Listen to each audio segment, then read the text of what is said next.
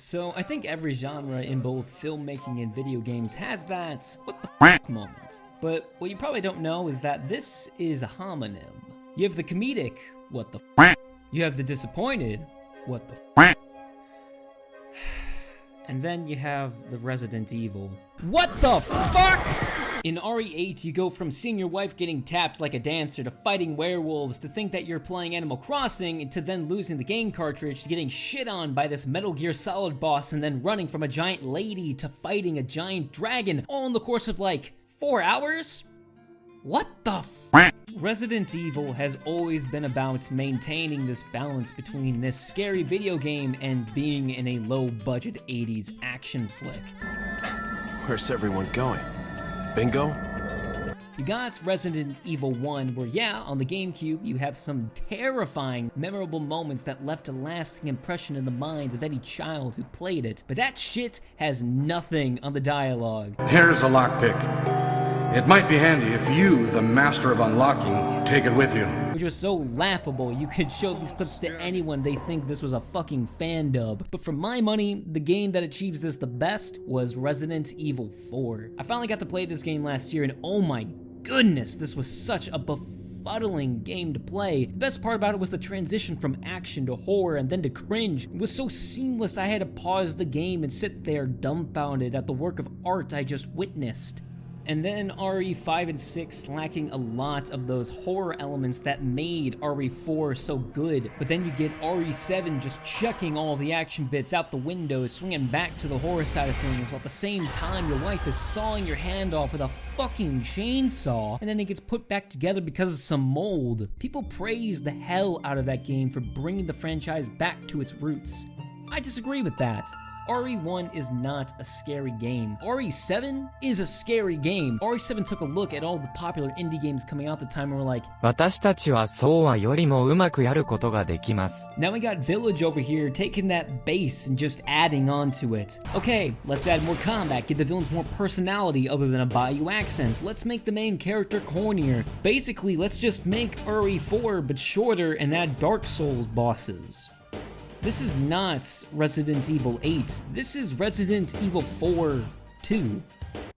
Wait a minute.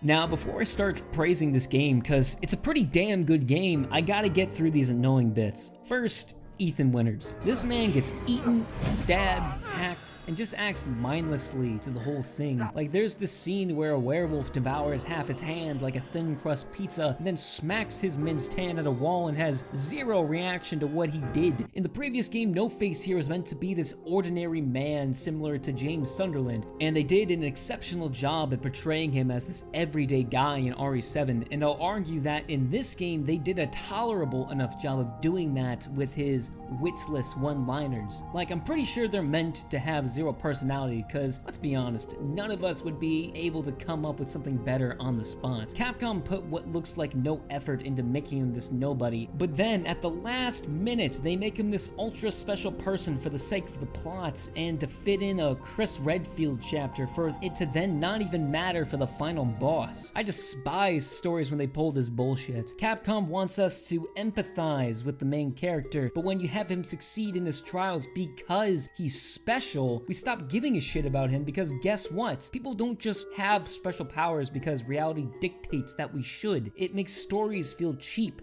and hollow. Next are these boss areas, but that sounds hollow, so I'm gonna call them attractions. Now the first attraction is with the attractive, see what I did there? Towering vampire lady everyone is memeing over, Lady Triple D's. And this is easily the highlight of the game. It harkens back to the old Resident Evil days where you're exploring this gothic castle, picking up key items to unlock further rooms and further your progress. And then it ends with this almost medieval epic, I hate to repeat myself, but Dark Souls like boss fight, and that ends on such a thunderous note. You're excited to keep playing the rest of this game, but you see kids, what has happened here is you rode the Colossus Extreme roller coaster first, and now all you have left are the haunted house, where you can't touch anything except for this, the aquarium, and the second-rate roller coaster people don't want to waste their time with. See what I did there? We have these lofty expectations after the first ride, but what it's done is inflate the game's own ego and makes the ending feel more meaningless than my relationships. But the game is actually really good.